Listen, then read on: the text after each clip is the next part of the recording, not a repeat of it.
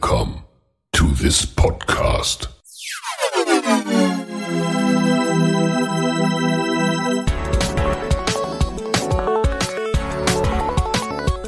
Water Polo Expert Talk. Get the insights.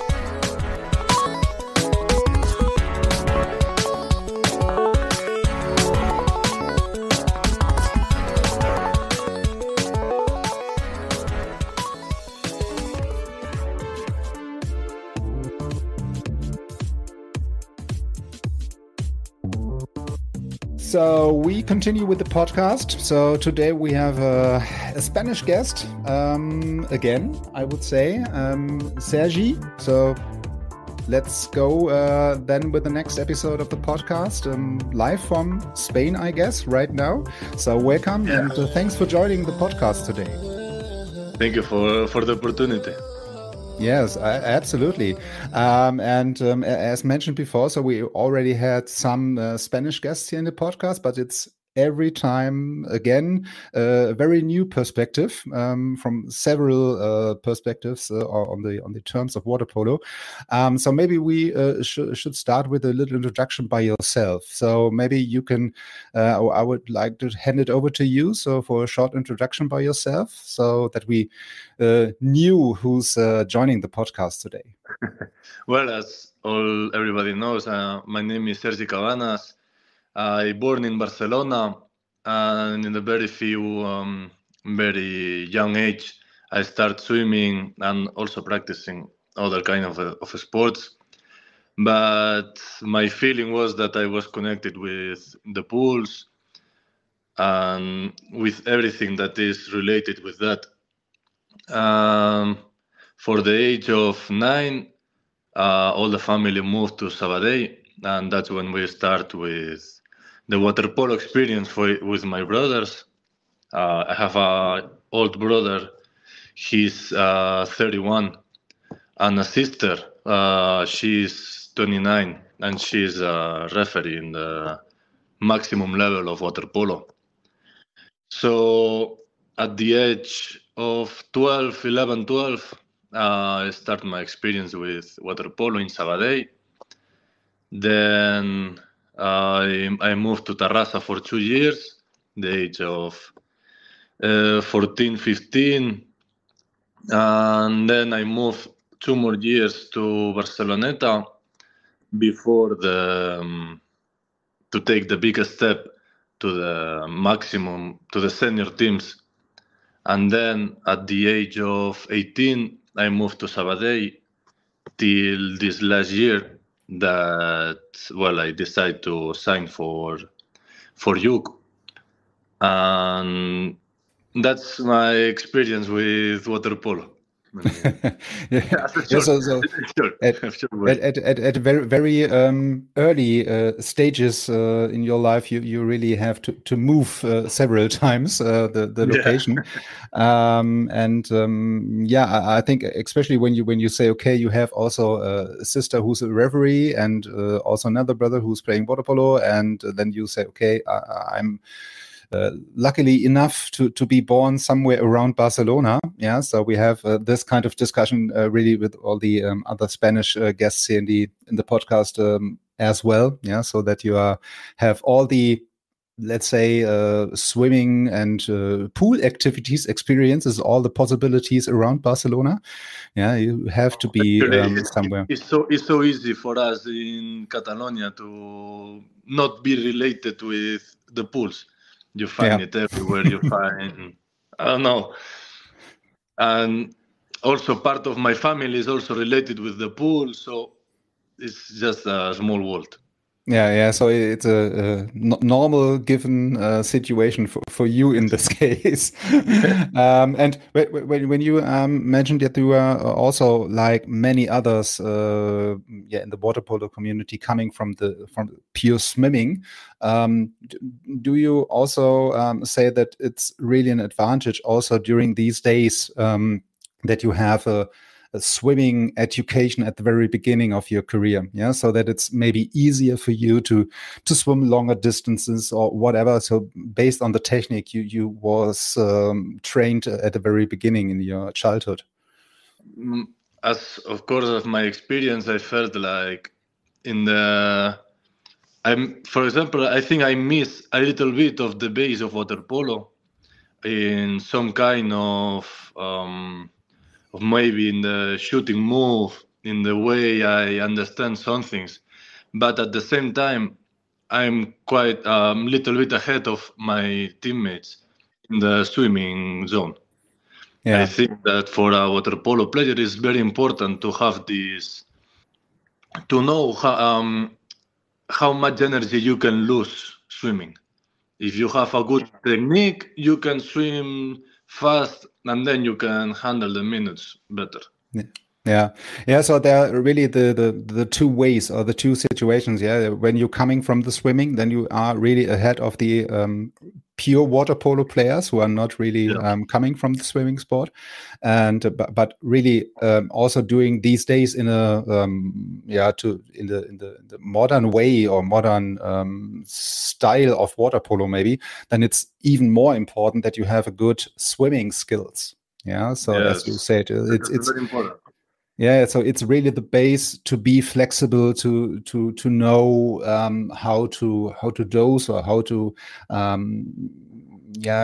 to use your body and in the water, yeah, so that you have really also a feeling or a body water feeling, let's say it that way. And this is maybe then the situation or the point where a pure water polo player maybe does not have these kind of body water feeling.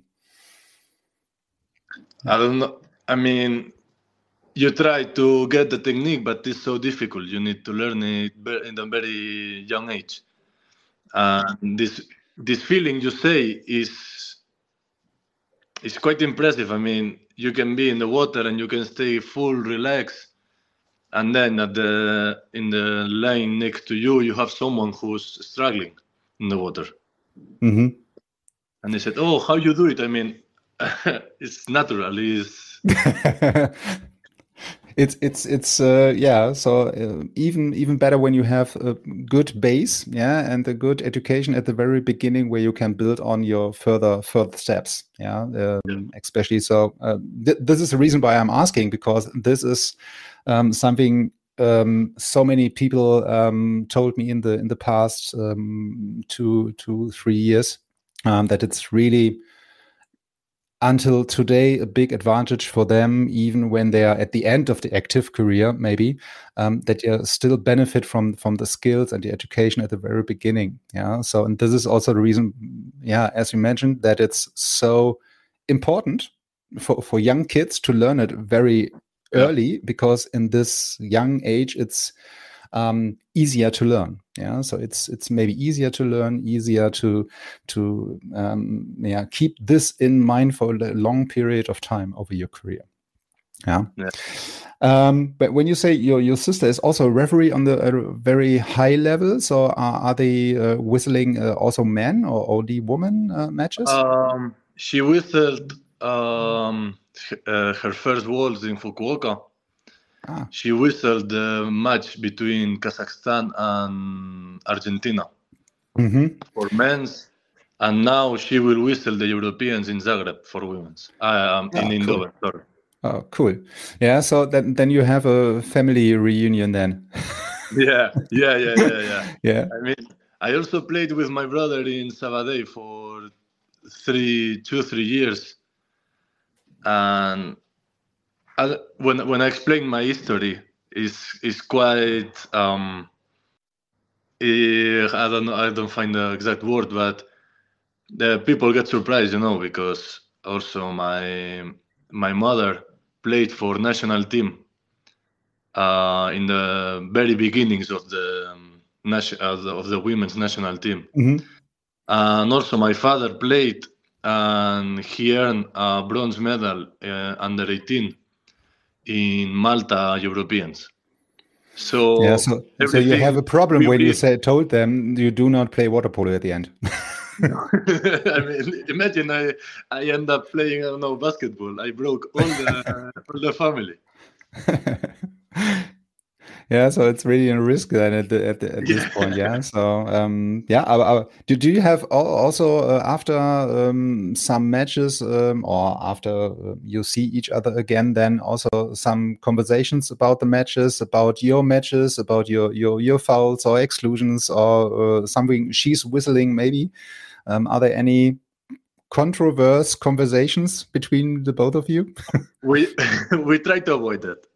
I Ah, mean, okay. Yeah, so it's a good it's so point. difficult because when we met all the family, we only speak about water polo. Okay. Yeah, so then we have Work to or schedule water another polo. podcast. But uh, she she told me many times that she really wants she wants her to whistle me. Hmm. I know that for the experience of the players in the Spanish league and also from the from the women's, that her level is so good. Is one she's one of the best referees, and I want to be also to be whistled by her, but they don't allow us, of course. Yeah, so due to whatever reason. Yeah, I don't know what, I don't know which, but Ah, so coming back to your personal history, maybe regarding these yeah point we already mentioned with the region about or somewhere around Barcelona. Um, how was it to be born something around Barcelona with all these pools you mentioned already, or the people who are playing around you water polo? It's maybe then really hard. You mentioned already that it's not really easy to go not in touch with water polo or some activities around the pool. How was it? What was your first way to water polo? Yeah, so I guess it's also your family background. But how was it to be rising up in an area about Barcelona, where you have for sure soccer or football somehow, and then the other thing is water polo, I guess. yeah, I mean, I was in touch with all these famous sports. We lived in so near to Camp Nou, and also my family is we are Barca lovers, to say something. So Sure, at for the sure. same, I mean, it's a cliche, but it's like this. And I was in touch. I made 2 years of football. At the same time, I was making swimming. Hmm. I kept swimming, and then I did 2 years of basketball. I kept swimming, and I did half year of tennis. I was so bad at tennis. I mean, honestly, I don't know. The ball was too fast, to say something. and too small. Yeah, so small. I always miss the swing. And I also tried for judo. I mean, we touch all the sports, and at some point when I was there is a club because I at some age you have to decide which way you want to take. So they always allow me to make the decision. I think I was the correct. And at the age of 7, 8, more or less, you have to choose. And then in that moment of life, I was making basketball, which I have to say that I was good for my age, and also doing swimming, which I was much better. So I came to the coach and he told me, I really recommend you to stay in basketball. We want you. And I told to him, okay, if you think so, then you must watch me in the pool. I Okay. mean, I was beating all the records for my age in swimming, so I thought that it was the best decision. The, the calm I feel when I go to the water and everything that is related with water, even for summer sports, winter sports, is not the same as I go to some football field, basket field. I don't feel the same. Yeah. So For me, it's my land, it's my territory. yeah. So I think for me, when I understand it correctly, it's really important.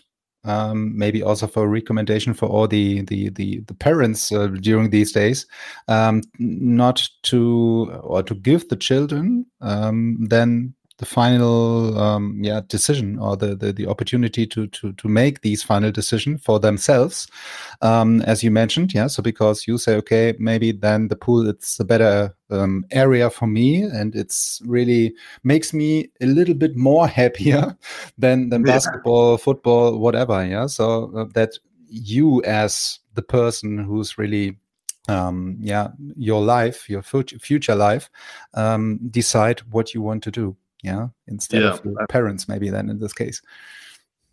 I know that it's so hard for the parents that to take your child to practice all the sports. I mean, it's expensive.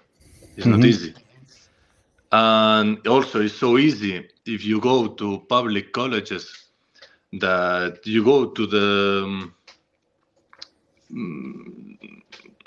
the break between classes, and what you do is football. You have a football field because it's so easy. You just need 3 posts, side per side, and 1 ball, and that's all. Yeah, it's much more easier than instead of water polo. Yeah, I mean, so I also had one lucky time. I moved to one school and they had a small pool. So one of the extra activities was swimming. Okay. Yeah. So in this case, you were then in your area again. Yeah. And then I felt comfortable again. Yeah. So over the time when you say, okay, I tried soccer or football and tennis and basketball, do you think it's also a good thing to try several sports at the very beginning or in a young age to see, okay, maybe then I have some benefits again for my water polo career? So because other people told me, okay, it's absolutely a benefit I have from playing basketball or playing tennis, which I can use also during these days, during my career in water polo. At the end, if you notice that all the sports I was practicing was team sports. Yeah, I think that's the only sport that I did. Okay, was the swimming, but at the young age, swimming is a team.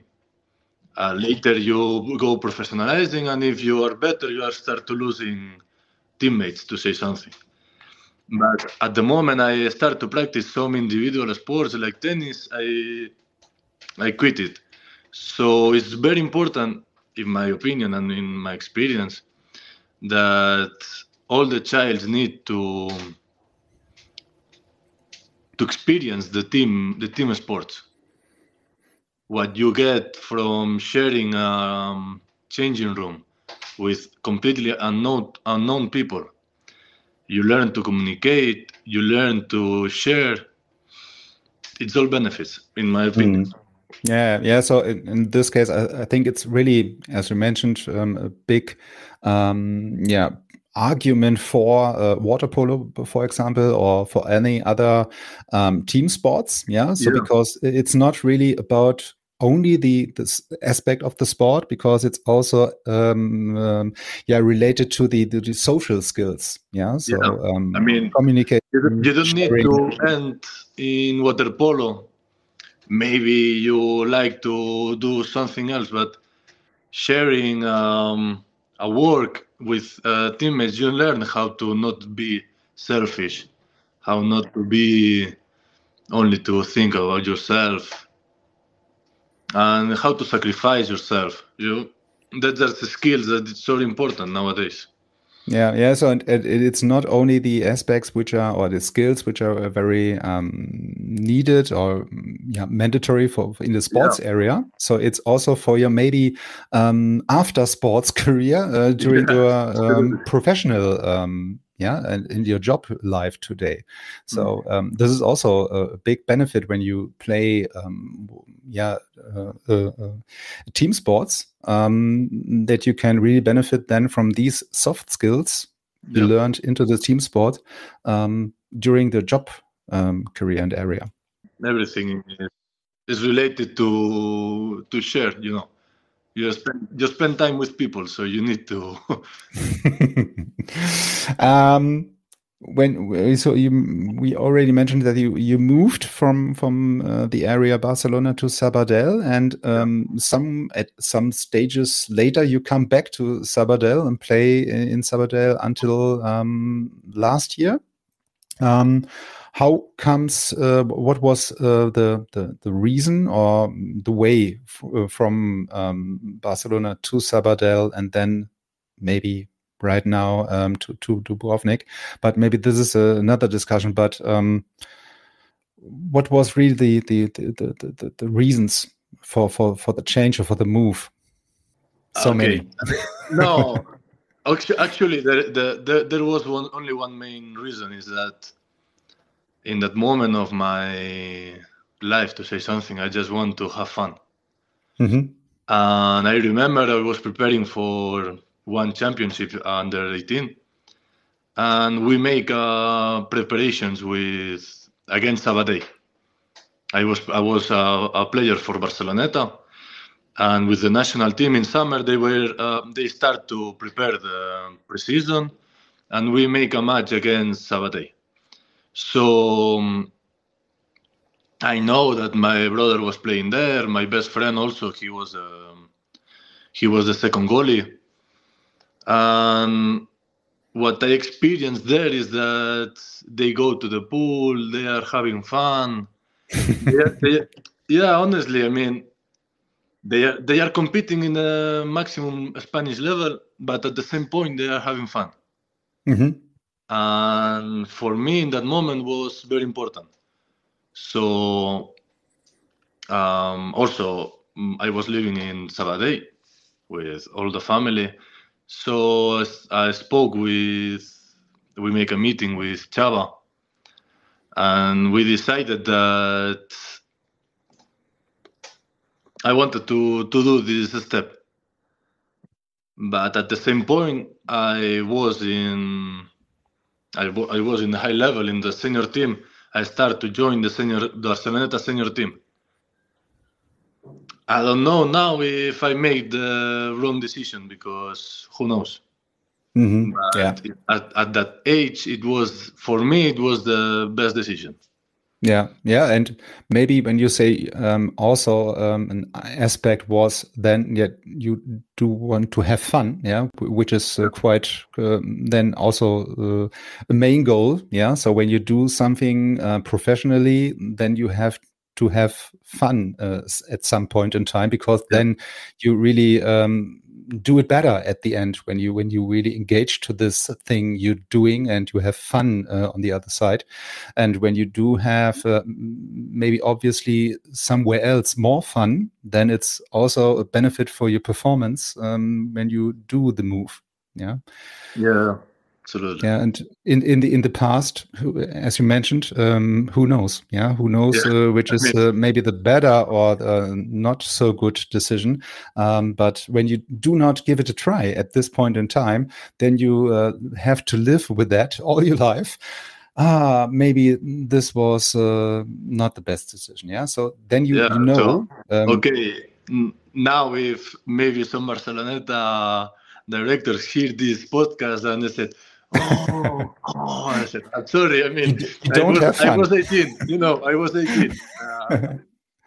So as you mentioned, you're a little bit younger, right? During these days, and not maybe each decision makes sense right now from the past. So it's absolutely normal. I don't think I regret it. I mean, I don't overthink about that. I mean, I just happen and just move on. Yeah. But also coming back to Barceloneta, so it's also maybe then also a big thing to play for these kind of clubs. Yeah. So like Barceloneta. Yeah. So it's for most of the players I'm talking to really then an honor or pleasure to play for these kind of clubs. But I think you learn so much also during these period of time playing for these kind of clubs. Yeah. Even if it's maybe also only 1 or 2 seasons, you learn so much in terms of water polo professionally. I don't know what your experience is on that, but this is the experience I have somehow from outside talking to people.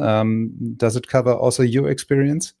Yeah, I mean, if you share the changing room with the best players, Spain, they're playing. I remember I went to Belgrade in the Final Four, and they beat Partizan for the 3rd position. And I was there. I was cheering Barceloneta. All this experience. They're competing the maximum level. I mean, you share experiences. You learn for them, and that's sometimes it's that even more important that than playing the whole match in another team. Yeah, absolutely. Yeah. So, is it also on the other side? Not really a hard situation, but something which is unreal at the very beginning when you really, sharing the changing room with these kind of guys. That you are saying, okay, this is Mr. That and Mr. That. It's a hard situation to believe that you are really sharing the same room with these kind of guys. I think that it's not hard to believe. It's hard to understand what you are doing there because you don't pay attention. You are not taking the enough time to learn from them. You just go to the pool, and for you it's the day a day. Every day you see Perrone. Every day you see Marvin Gaye. It's normal in this situation. Normal. I mean, how can you with 17, 16 years old thinking that this may change your life? Mm-hmm. It's impossible. Yeah. But at the time when you start to think about the past, then you realize that those 2 years I spent there, I learned a lot. Mm-hmm. And it helps me in all the way. It helps me to have close relationship with them, because that's also important to have a very good relationship with the best players. You share thoughts, you share anything. Yeah. So and this is also a connection between you and these people from the past during your whole life. Yeah. So you're building really a network. Yeah. So this is also a point which comes in the discussion more or less each of the time, that you are really building a relationship, which is also helpful after your active water polo career, because you have these kind of relationships. Yeah. I mean, even nowadays, I share also with Xavi Garcia. It was just a short time, something with the national team. And later they told me that they spoke with him about me to join for Duke. Imagine that I never met him. How can he knows if I'm good for this team? How can he recommends me to the coach to play? I don't know. So at least 1 year, 2 years, it gives you such a good connections. Yeah. So this is really a good example for these kind of benefits about the connections. Yeah. So even when it's really a short time you play with each other, who knows? Yeah. Yeah, who knows which was the best decision in the past, and who knows what connection will bring you to the next level, maybe, or the next club or whatever. Yeah. But when you already mentioned the move to Dubrovnik, so are there any, or do you experience any big difference between these two top clubs, or three top clubs, which is Sabadell, Barceloneta, and now Dubrovnik? I can't say much about Barceloneta and Juca. I know from my experience, I was so young. But I know that they were so professional in a lot of aspects. But I feel the difference between Juca and Sabadell. But it was because it was my personal experience. At some point in Sabadell, I spent too much years.